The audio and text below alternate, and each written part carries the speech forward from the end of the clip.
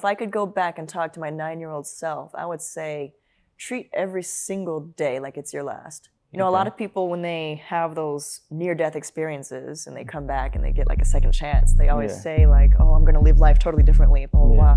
And I think it's important that we live life now as if this is our second chance. Right.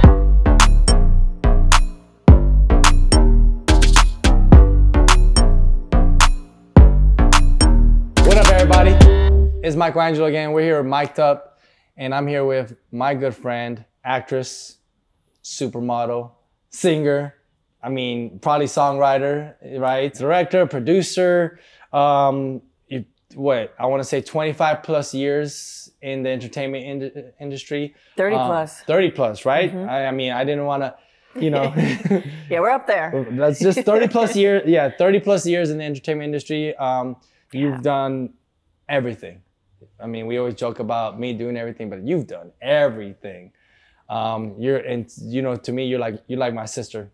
You know that. You know I love you. You're my family, Mike. Exactly, and I'm just so pleasured to have you here, and thank you so much. No, thanks for having me. This is my signature drink here at Boba N Tings, by the way. And today we're filming at Boba N Tings, and she does have a signature drink on the menu already called Boba N Tings. It's called Vacation on the Go. Yeah. I'm sorry, called Vacation on the Go. Yeah, get it right. You're right. It's called Vacation on the Go. It's got some passion fruit, some pineapple. Everything that you want to taste on a vacation, you can just have it just like that. Okay, there it is. Okay, so I want to get into it because I want to talk about some things. And I have some questions. We've always talked about me. I always told you, say, hey, Tris, one day when I find some time, I'm going to do not really a podcast, but a talk show. And if there's one person I really want to ask some questions to, because she always speaks her mind, it's going to be you. And I got some questions for you. Okay. Because we're both in the same industry and we both see so many stuff and we understand it and so much stuff goes unsaid. So we want to get to those, but I want to get into you a little bit first. Early days, you were on Barney. No. No, I'm just joking. Close though. Right. So when I was 7 years old, I booked a TV show called Gullah Gullah Island, which was a huge show back in the day. I watched the show before I got on it, and then I ended up getting on the show, which was a dream come true. And it was one of the best experiences of my life. Right. And I know that was the thing. The second time I called it Barney too. Yeah, I think the first time I remember seeing the picture, I was like, "You know, buddy," you're like, "That's not Barney." I was like, close enough. I was a Barney fan. That's why I was like, I was a huge Barney fan. There was definitely a reptile creature on there. Yeah, it was I mean, if you look at the pictures, because Barney had like the friends that nobody knew why they were there. And they kind of looked like... And there was a yellow dinosaur on his. Yeah, like nobody knew who the hell the yellow dinosaur was, but she was always there. It was like the leeching friend. PJ or something. I think her name was PJ, yeah. But so we did that, and it was during the prime years of Nickelodeon. We shot in the same building as Kenan and Kel and all that. Which are good friends of yours, of course. Yeah, so growing up just in that... And how was that? I mean, like, insane. Kenan and Kel, they were those guys. They were those guys, and like when I look back now, it's crazy that they were so young back then. You know, they were 15, 16 years old, but at the time, we're looking at them like these grown adults that are just so big and powerful and just. And they were actually young. They were like 15. Yeah, they were so young. They but were at just the kids. time, I thought they were adults. I thought they were grown, and they had. Everything settled. They were just kids. I mean, all of them, everyone from pioneering. I mean, I would say these guys pioneered Instagram skits. If you were to ask me. They did. You know? Short skits. It was like their own version of SNL on Kenan and Kel and all that. And man, they were so good. Okay, and then from passing that, what was your first intro into acting? At what age? I was 2. 2 years old. I was 2. You were a Gerber baby? Yeah. My brother started before me. Jaron started a little bit before me, and I wanted to do exactly what he was doing. So my parents were like, all right, cool, throw her in too. Yeah. And 2 years old, I started doing print ads for like Play School, Little Tykes, all those little toys you'd see in the toy store at Toys R Us and stuff like that. I'd be on the games. Okay, you're just a cute baby smiling. Yeah. I did that all the way up until I was 7, and then I booked the TV show, and it just kept going from there. Right. And then I remember, I don't even know how, and then again, correct me if I'm wrong, but you were in a girl band, were you not? I was in a girl group. I was in a couple girl groups, girl groups, right? I remember seeing that when we were younger, and I was like, huh. I was in a couple girl groups. When I was 16, that was the most important girl group. 16, 17 years old.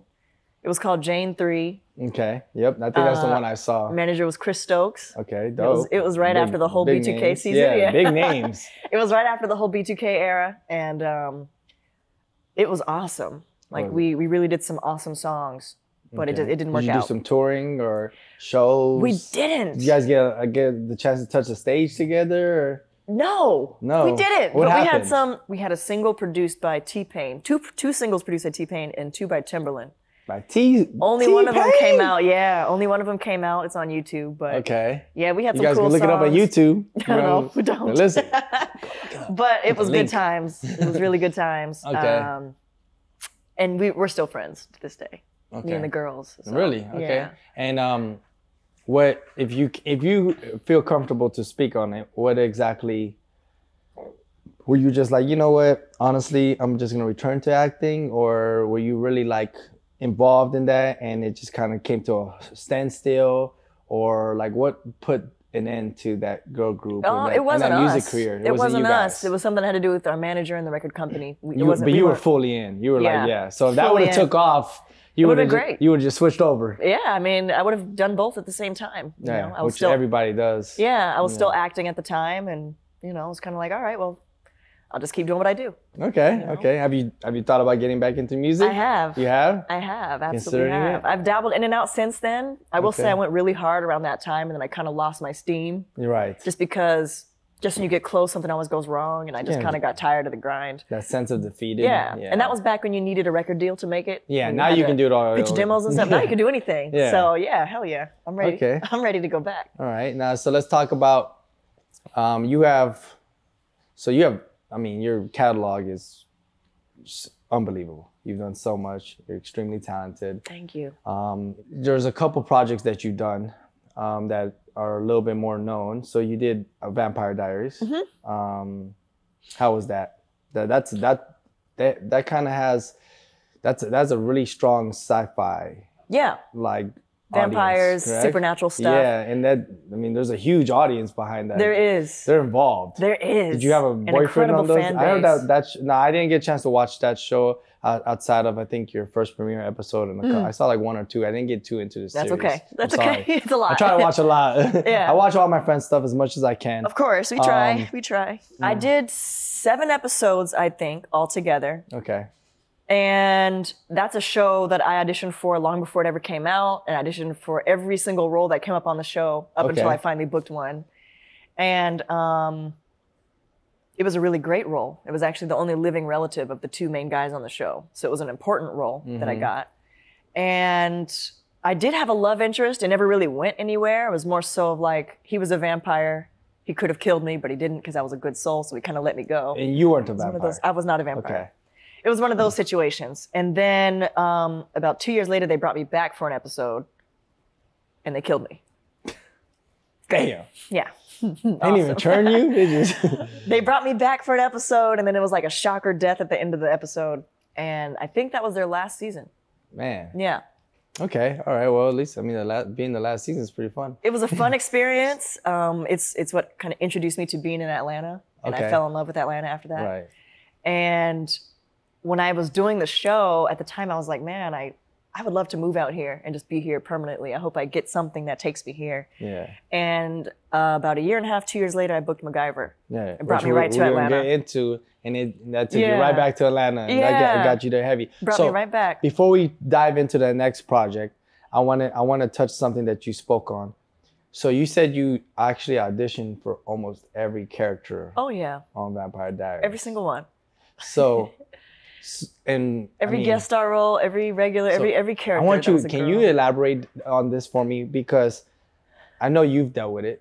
We've all dealt with it. How often in your life you say, "Oh my God, you're so beautiful. You should be an actress. You should be a superstar, and you should be this." But the work and the tiresome that you had to do, where you are auditioning for every single role, and did you end up auditioning for the character that you got, or did they just call you back and say, hey, you know, we have a role? So you did audition for that. So what exactly goes on through your head when you're doing this, when you're just auditioning for every single role, and then like 3 years later, like, oh, we got something for you. Well, we're finally choosing you. This one's a special story. I don't usually tell this story, but it's a special one because it was to the point where I didn't want to audition anymore. I was done. Okay. And I kind of, you know, it's a situation where you're trying to be nice to the casting directors and you're always trying to put on your best face, but at the same time you're very discouraged because you're like, I just don't feel like I'm going to get this, you know. They just never book me. And it was my 19th time going to audition for this show. That's all my gas money, that's all my time and effort, that's callbacks, driving back and forth. And 6 years of that. And I remember going in for this role, and I had remembered doing a really good job at the last audition. And I just couldn't understand it. I'm like, there's got to be room for me on this show somewhere. Yeah. So I remember auditioning, and then as I was walking out of the room, I looked at the casting directors, who I liked very much. They're very sweet people. And I was like, hey guys, look, I really appreciate you guys bringing me in, but this is my 19th time, and I can't come back anymore. Yeah. And they were like, they laughed at first. At first, they were like, oh, Tristin, well, you know, if it's not this role, we'll bring you in for another one. And I was like, no, guys, like, I can't. I was like, I truly can't come back anymore, but I really appreciate it. I was like, can you guys just put in a word for me with the producers in Atlanta, please? Like, you know, I just can't do this anymore. Yeah. And before I even got home, I had booked the role. That role? That role. So I don't know if it was just my time or if it was just that extra little push of like, might have been they know she's good. Obviously, we bring her in all the time. Why not just let her have this one? Right. Whatever it was my time. I finally booked the show. And I ended up going to Atlanta within a couple days. Nice. And yeah, so I don't know. I think what it taught me is that just don't be afraid to speak up. Okay. You know, don't be afraid to just say what's on your heart, say what's real. I mean, after I walked out of that room, I was certain that I was never going to work again in LA. I was like, they're never going to. There's always that like. I mean, there's in every entertainment industry, there's always that hidden word where they like, it's the blacklist. Yeah. We're like, you know, if you get don't rub nobody wrong. Absolutely. Don't piss the wrong person off. Don't do that though, because then you know that's it. Yeah, you know? Absolutely. And you're always like told not to do stuff like that ever. But it was a case where it was like, I've really been working hard my whole life in this industry. At this point, I got to start speaking up. Yeah. Because you'll just be cycled in and out of those audition rooms and they'll never even look up. Exactly. You know? So sometimes you just got to tell them to look up. Yeah. Okay. So then let's go move for MacGyver. Yeah. 6 seasons, right? 5 seasons. 5 seasons. 5 long seasons. 5 long seasons. Yeah. That was an awesome experience. Was it? That was an awesome experience. It was a great role. Did you book that off the rip? I booked it after one audition. After one audition. So then you. So it was almost like every hardship that I had been through in the industry, every callback, producer session, screen test, network test, all of that led up to that, to prepare me for that, because I ended up getting it after one. And man, it was meant for me. I mean, they modeled the character after me and how I dress. Okay. They let me talk how I wanted to talk. They let me kind of design my character. So your character kind of embodied your own personality. And eventually they wrote the lines kind of like how I talk. Nice. And it was really cool. The writers were amazing on the show. I could call them for anything if I had a question or if I wanted to just kind of alter something to fit my character a little bit more. They were more than glad to do it. I spent a lot of time on the show studying and shadowing directors as well. So like a lot of the times I had days off, I was on set still. Okay. Behind the director, writing notes, studying. Trying to getting a little bit more experience. Yeah, studying the DP. Did you get a chance to direct any of the episodes while you were? I didn't. Okay. Did you pitch it to them? Yeah, I was getting ready to direct. Yeah. They were preparing me to direct, and the show got canceled before it could happen. Okay. But I got the preparation, I got the connections and relationships I needed to get. Okay. So a lot of them are still my mentors to this day. Dope. A lot of the directors and the DPs, they still help me with anything I need, and yeah, so that's great. I mean, it's almost it did what it was supposed to do. Yeah, it taught me a lot. It puts you in the right place, gets you your right connections, good mentors. I mean, you need the experience for that. Exactly. Was there anything like crazy that happened while filming MacGyver that you were like, you know, might have been like a lesson learned, or might have been something that you were like, yo, no. Because I mean, would that have been the longest running show you had worked on? Yeah, absolutely. So was there something that you learned from being on that kind of project that you've never learned in your 25 years of career before that project? It's insane. As much as I had done acting before that, I feel like I didn't really learn anything until I got on the show. Yeah. As many times as I had been on a set or did a guest star role here and there, they just don't teach you those things when you're just coming on and off. Yeah. You know, they don't teach you how important it is to make sure your face is towards the camera. Yeah. They don't teach you how important it is to make sure every single take is good. Yeah. Because if you kind of half-ass one take, that's the take that you'll see on TV when it airs. And no matter what, because you are the project now. Yeah. Yeah. So I learned just by observing the other really seasoned actor that was on the show. Okay. How important it is to be prepared, how important it is to make every scene 100% yours, even if it's not in the script. You know what I mean? Mm-hmm. Command it. To kind of set your presence. Take a little bit more time, play around with it, and preparation is key. Yeah. The more prepared you are, the more you know your lines, the more fun you can have on set, the more loose you are. And that's a show that would go so fast. So much dialogue, we could kind of get used to a system of just barely remembering it to get by. Okay. And those days would always be harder because if you mess up, it messes up everyone else in the scene, you know? So it would be embarrassing if you just didn't know your lines good enough and you messed up the take for everyone else. So I learned that lesson a few times. I mean, all of us have done it, but it taught me really quickly how important it is to go to that set without ever needing your script. Okay. And how much fun you could have and how much better you could do as an actor if you're really comfortable with what you're doing.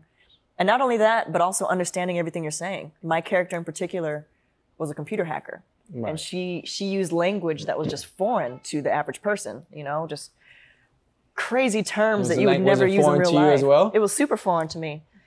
It did help that I was kind of like an electrician, low-key, before MacGyver. I love hooking up stuff without looking at instructions and stuff like that.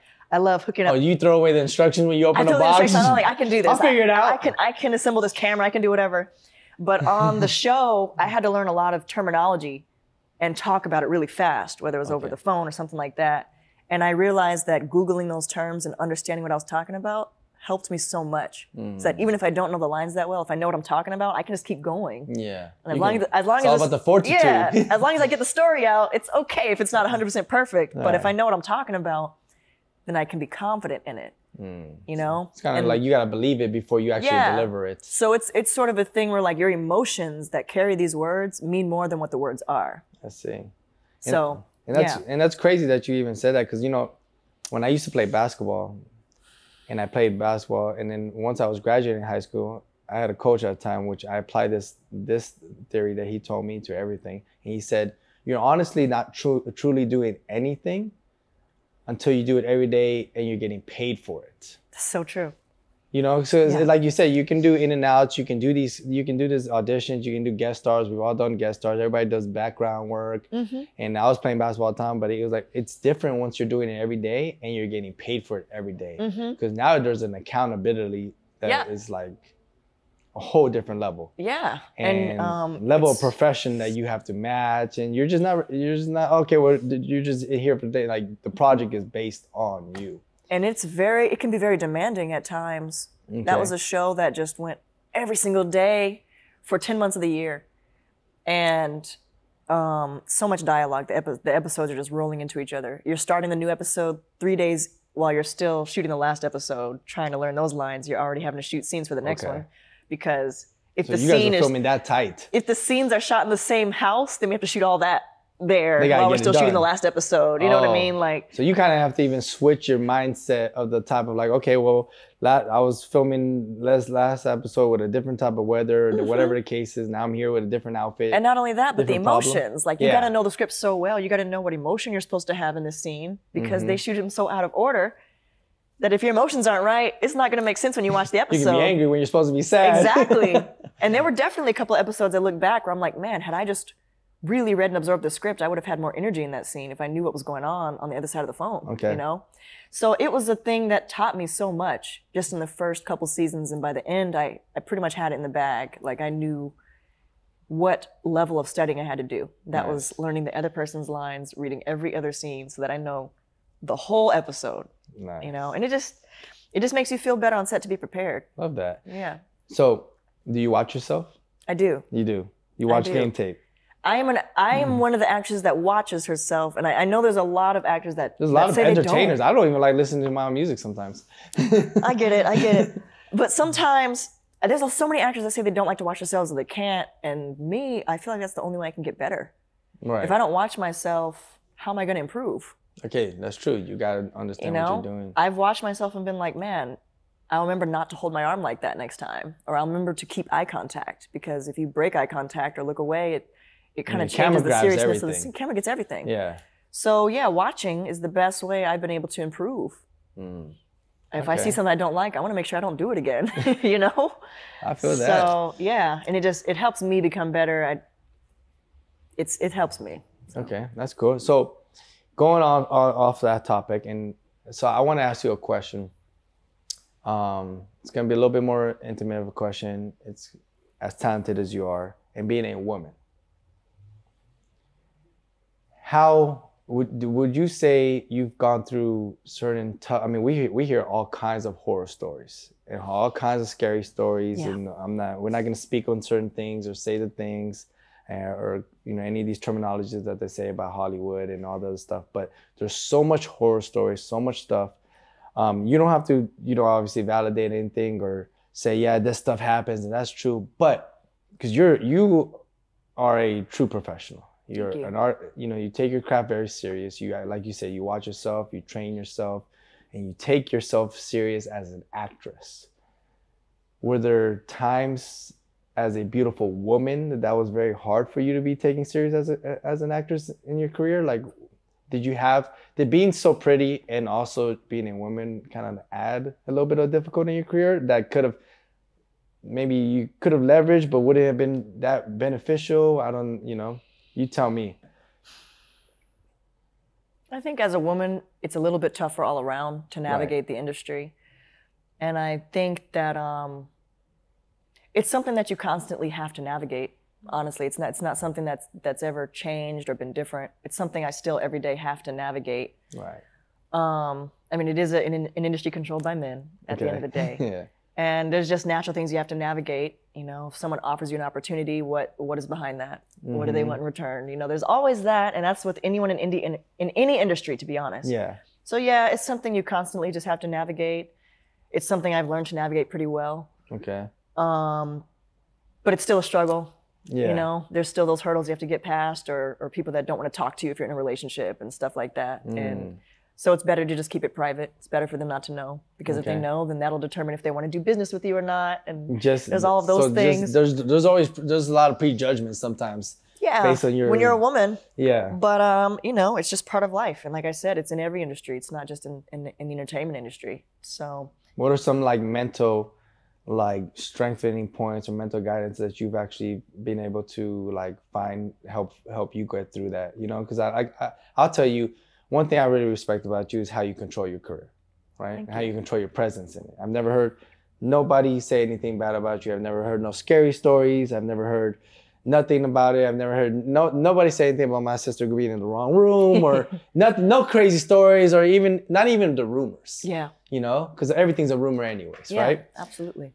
What do you do to kind of remind yourself how to keep yourself at that level?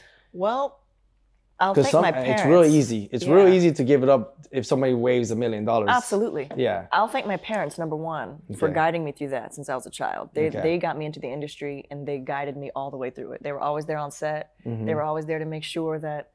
momager. Yeah, always there to make sure stuff was good, stuff was straight, I was safe. Mm-hmm.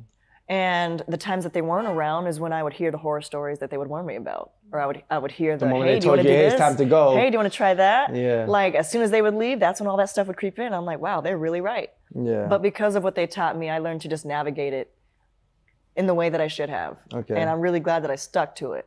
And, I didn't even drink until 2019. Right. There was just a lot of things I didn't do just because personally I didn't need them to have fun. I didn't need them. I had never tried them. So I was able to avoid a lot of crap, I guess. Yeah. And so I thank them for that. I think a lot of the stuff they instilled in me, I carry to this day, and I try to instill them into my friends and my peers as well. Mm-hmm. But Yeah, I have them all to thank for keeping my head on straight. Okay, we love that. Yeah. Love that. Shout out mom and pops. And it's a constant battle. It's a constant battle. It's a constant battle. I think I truly, I respect the women so much and all the women in my life, but from an outside looking in, of course, I don't really ever see a point in time where women stop going through that type of battle. I mean, at any age. Don't. Like, it's just, it's no matter what age it is, people like to, they always say, oh, maybe she might not be prettier later or this kind of stuff. But there's always the same struggle no matter what. Mm-hmm. So. And I think as well, like I try really hard to avoid any situation that could end badly. Okay. I try to avoid going out with the wrong people. I tried to, I'm not seen alone with certain people if that's going to look bad on me. I really try to control that. I try not to go certain places alone. Okay. Even meetings these days, business meetings and stuff like that, I used to attend them by myself, and I usually regretted it because of the way it would turn out. And so now these days I don't go to any sort of meeting by myself. Just to make sure it stays professional, and that's exactly where it goes. I do wish I was a man every now and then when I go to business meetings, just so I can see like how far the business can go. I go through the same problems, all right? I go through the same problems. Dang, they be on you, Mike. They be on me, man. But yeah, at the end of the day, it's about how you control yourself, how you carry yourself, and that's all you can do. Right. Okay. So you got any big projects coming up? Are you planning projects? Are you doing... we talked about this recently. You're producing now. I'm producing and directing a lot of my own projects. Your own projects. Actually, you know what? Speaking of which, actually, I would love to actually even ask you this. You started in this industry before it is now. Sheesh. So when you started, like we talked about record label wise and music wise, there was no background. There was no do it yourself, and there was no go the other route, get a bunch of followers, or do this, or get lucky, and all that. It was acting class, audition, get booked. Yep. Audition, get booked. Hope you keep getting booked. Acting class, same thing. Drop your music, find a label, find a manager, and then shop your demo out. Hope you get picked up. Hope somebody's gonna open the door for you. Absolutely. I couldn't even fathom how to get music on Apple Music without a label before recently. And then I think after high school there was the internet boom and all kinds of stuff, and there's so much freedom, there's followers, there's Instagram, there's everybody's doing their own network, everybody's producing their own shows. It's so easy to do your own thing. It's so easy. I guess as far as big projects, I don't know. I have a couple things that I'm working on under the radar right now. Can't really tell you guys about it, but I'm working on some things. But how do you feel about now, like compared to when you first started with the industry and in the placement that the industry and the availability the world has now? How do you feel about that? I think reaching your dreams is a whole lot more attainable than it used to be. Really? I think everyone has a chance. Yeah. Everyone has a chance as long as they work hard enough, And you think everybody has more of a control now too? Yeah, everyone has control. It's kind of a thing where everyone's future is in their own hands now when it comes to what they want to do. If you want to be a singer, you can do it. Just start doing it. Post it. Do you think if you were born this year, if you would have been born this year, would you have bothered with the traditional acting route, or would you have just entirely done everything individually from the get-go? I would have no way of knowing. I have no way of knowing. I definitely wouldn't have gone about it the same way that I did. Right. I think now everyone's jumping into the social media in order to get them there, and it is working. It is working. And so even us who have been seasoned actors for a long time, we're realizing how important social media is for the continued growth of our careers. The eyes are on there. When casting for a show now, they go to your Instagram to see what you do. Yeah. And I would say that a lot of my projects that I've been directing and producing now have been what's receiving the most attention from the people I've been trying to meet. Nice. So, yeah, it pays to just keep honing your craft and showing your craft. If people can't see it, and it's not there. Exactly. So you have to show it. You got to put it out there. Yeah, and I think, I say me personally, I always say there's always like a fine line where like professionalism won't ever die. But I do think that social media, like the projects you put out, right? That's the professionalism is through the roof. It's through your experience. You've been on set. You shot with a $200,000 camera before. You don't want to downgrade the professionalism that you've already been. Can't downgrade now. You can't downgrade now. Can't go back now. Right. So, but I think with social media and everybody else that's doing it, I think there's a sense of professionalism that's kind of missing. Do you feel like, I feel like they're trying to force out professionalism. We're like, oh, well, if I get on Instagram with my phone, get 1 million followers, I think I should have my own movie. And never take an acting class, never do nothing. And it's working. It's happening. I mean, I did have some the movie auditions. Flops. I'm just kidding. I did have some auditions last year where I got called to go audition, and it was for a social media, like a YouTube star that had never acted before, but was now getting their own show. And it's a little bit of a shocker. It's a little bit of a shocker at first because you're like, I'm auditioning, but at the same time, the grind doesn't stop. You got to stop. Yeah, and the industry is changing. You know, the industry is changing the format. The whole world is changing for sure. Yeah, you don't have to have all that experience and all that training and all that stuff anymore. You don't. You just have to have a big presence and go for it. Yeah, and do the work. Go for it. Just do it. And right? do the work. So and we got to kind of let go of our old habits and our old thoughts and our old beliefs and move with the times. And you know, as long as we keep instilling our professionalism, hopefully that bleeds into everyone else. Yeah, at least everybody at least takes it professional. Yeah, we hope.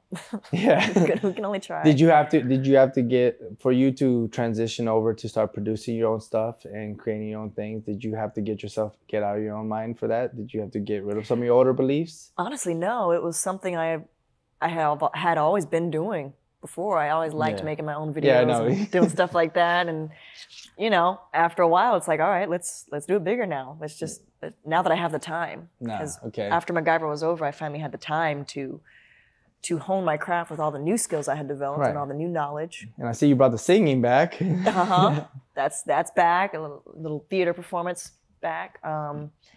So it's good to just have the time to explore that now. Okay. And to just get better and better and better. So we'll see what that turns into. We'll see. Okay, I love that. What about? Got some things planned. Love that. Now, what about the love life for Tristin Mays? Love life, I have to say, I can't complain. It's been good. It's been good. Yeah, it's been good. Have a little somebody? I keep it private. Private, of course. We're not gonna. You have a little somebody though. I have a little somebody. Somebody you spend your Sundays with. Okay. But you know, I keep it very private.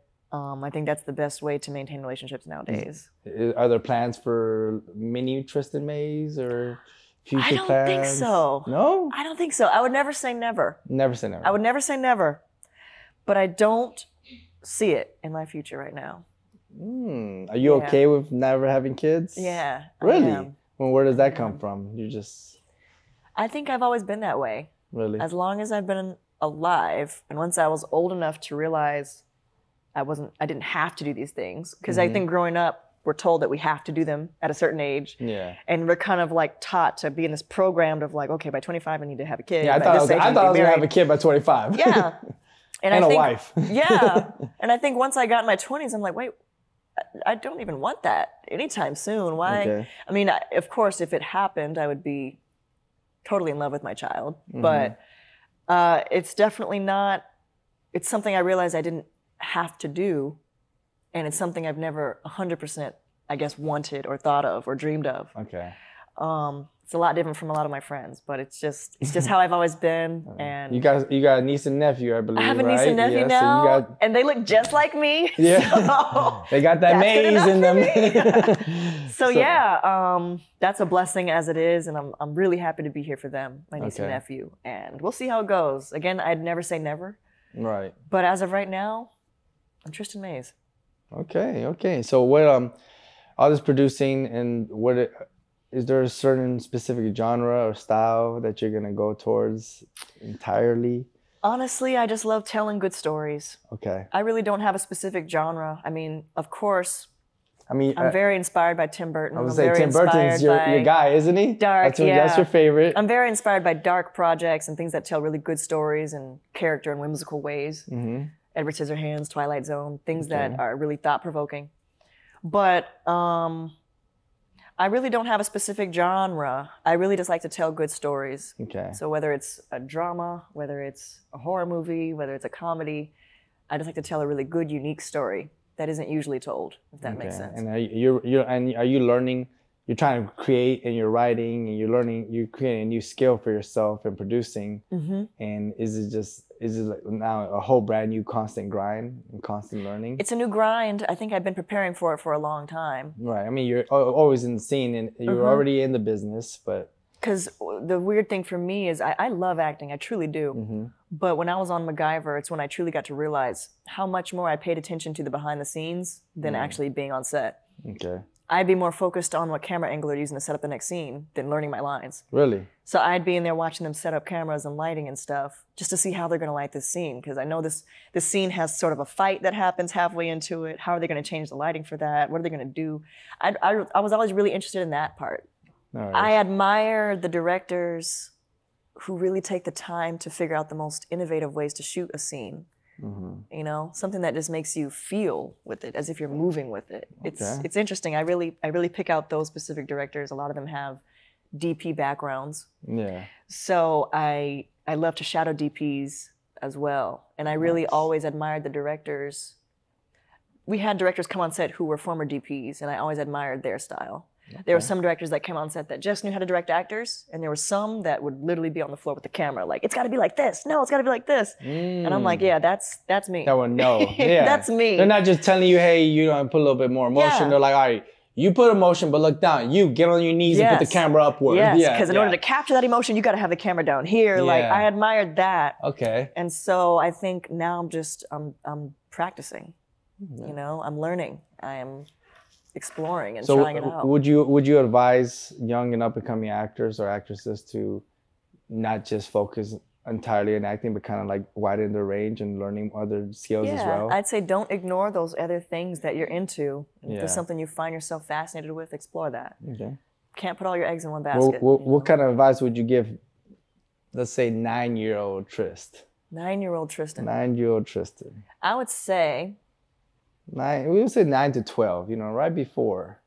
9 to 12, if I could go back and talk to my 9-year-old self, I would say treat every single day like it's your last.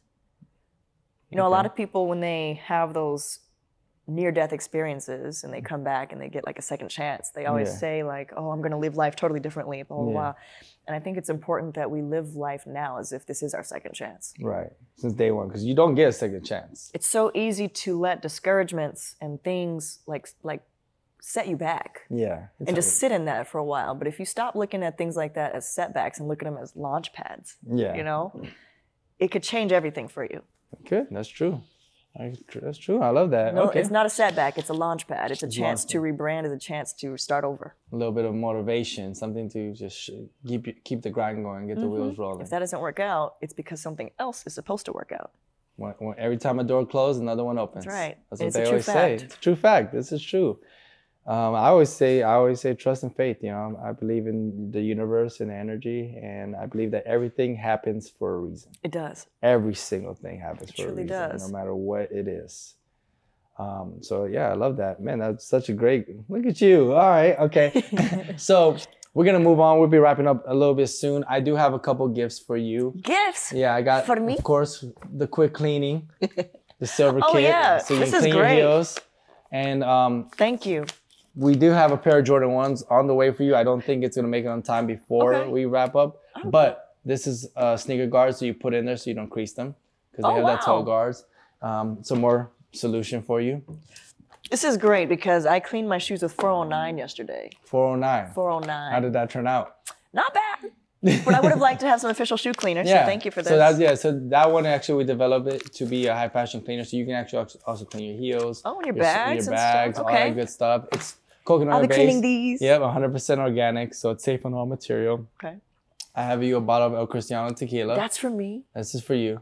Oh, we can taste it right now if you want to taste it right now. You want to taste it? Let's get a taste. So, El Cristiano tequila, of course, and we have our chasers.